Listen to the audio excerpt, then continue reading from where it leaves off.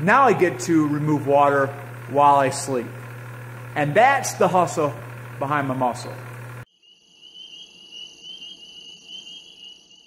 I forget how fortunate I am to have invested in one of these reverse osmosis systems. I talk a lot about it. I talk about how it saves me time, it saves me energy and not having to feed the fire as long. Hours of boiling, pretty minimal. So let me show you what I have here and how I go about this. Excuse the mess, but it's either everything is tight or you have lots of hoses.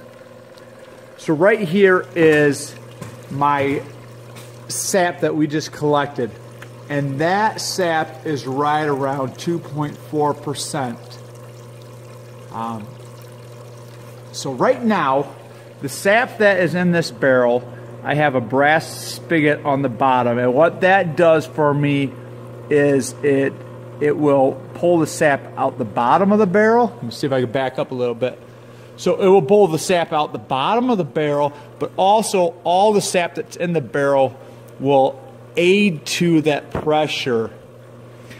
It goes through the hose work here, and it comes into my pump. And right here is my hose. This is an Aquatech 8800. That sap will then circle around and it goes into a regular standard house filter, 10-inch 5 micron house filter. Then it comes out of that and I have it in parallel through these 1, 2, 3 reverse osmosis membranes. And why do I run it in parallel? I find it doesn't get clogged as quickly. If one of them gets clogged, it doesn't hurt the rest of the system. I think that to be in series, they all have to be working well, or series doesn't work quite as well. Series will get you further in one pass, but what I do is I use what's called the batch system. So I will do one barrel for about 8 hours, and then I do my next barrel for about 8 hours. And so parallel seems to work best for me. I've gone both ways. Each his own, right? Each his own. If I had larger barrels, then the series would work better, but I don't. And then the sap comes out of that final. It joins back together. It goes through. I have a little valve here that will add pressure, and then you can see that that sap will just recirculate back in. So what I'm going to do is I will kind of show you guys that I do not keep it there, but I'm going to start to add the pressure, the back pressure onto the system.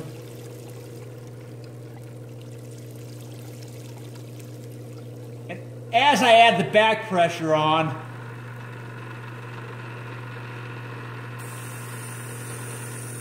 you see the slow rate of the sap returning.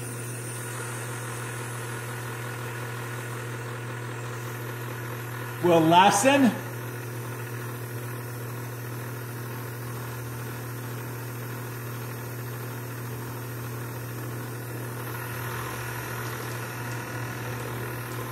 And it takes a little bit of fine adjustment, not too much.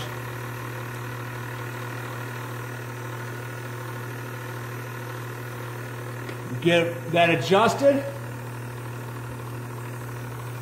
And once we lower that rate down, I don't know that you'll be able to see this on this camera, but there you go. That's the water that's coming out. I'm going to tip it here towards the light. Boy, there we go. So that doesn't seem like a real strong dribble, but that's water that I would have to evaporate. That's water that I would have to remove. And you can already see the very bottom of that barrel how it's adding up. And,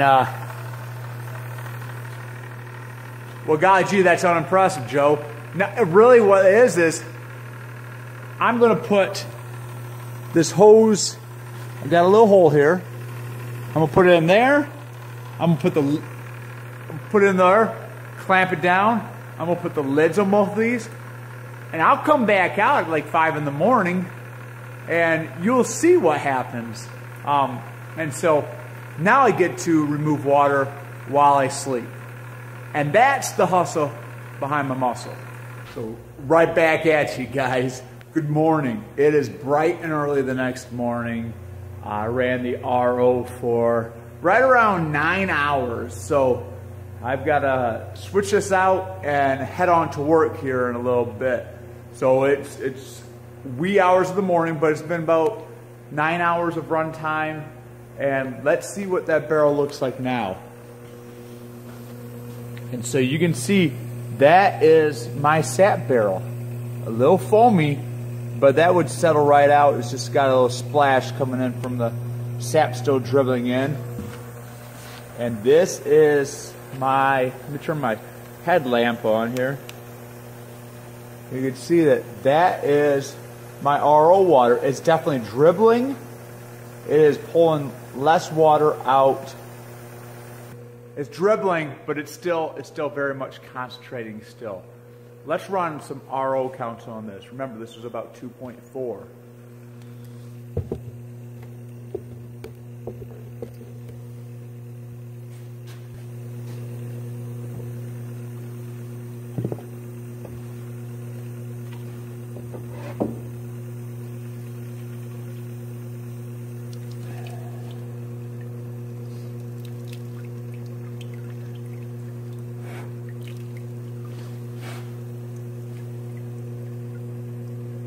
I don't know if you can see that.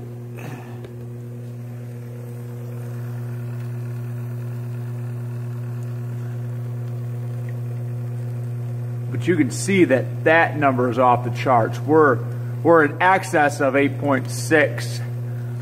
We're in excess of 8.6% sugar. So once again, once you do the math and you do the figuring, and 86 divided by your sugar percentage is your gallons of sap to finished gallons of syrup. So, you know, if I'm at 8.6, 86 divided by 8.6, well, that's easy math right there. That's a 10-to-1 ratio.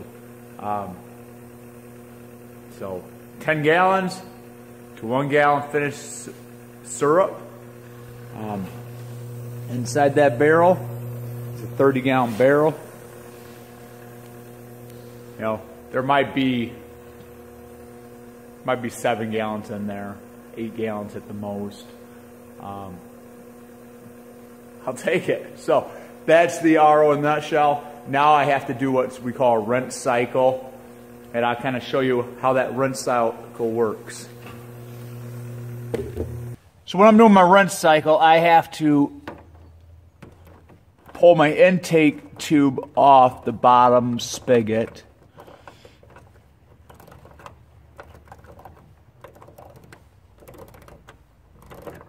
Two-handed is always easier than one hand. I will put that into my RO water. Then I come back over here.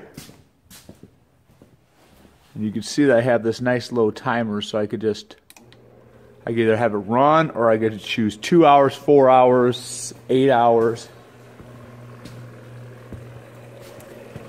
I'd already turned off the pressure, so I don't have any pressure. It's just spewing back in. But right now it's spewing in. It's pushing out RO water instead of sap. And so what I have to do is I have to allow it to go till that perfect point where it's water's in the system. I have to allow it to run until water's in the system and not just sap. I don't know a good way of testing. Maybe someone could test with the RO. Maybe you just take a lick of it. I don't really know. I usually just kind of count in my head. I'm not counting right now, so let's take a look. So right now I've got this doing my rinse. That water is coming in pretty fast into this barrel. It's getting pulled out of this big RO barrel, and it's just cycling through the system, rinsing off the insides of these membranes. What you will find is when it gets good and clean, the RO water discharge will start dripping. There are some things of this process that are super exciting. This isn't super exciting. This is just a maintenance piece. I will run this and clean this, and then I will store the system away into the basement until I get an opportunity to actually do the end of season cleaning. But I got to get it cleaned first. So this is it. So hey, the last piece of the rinse cycle is I will pull my intake tube out, and I will place my intake tube into my pail, and I will just let it sit there and cycle. Sometimes I let it cycle for 20 minutes or so. Usually my routine is I get out here real early in the morning. I fill that bucket up and I let it rinse. Coffee's on the percolator. Skillet's getting warmed up. Fire's coming up in the house.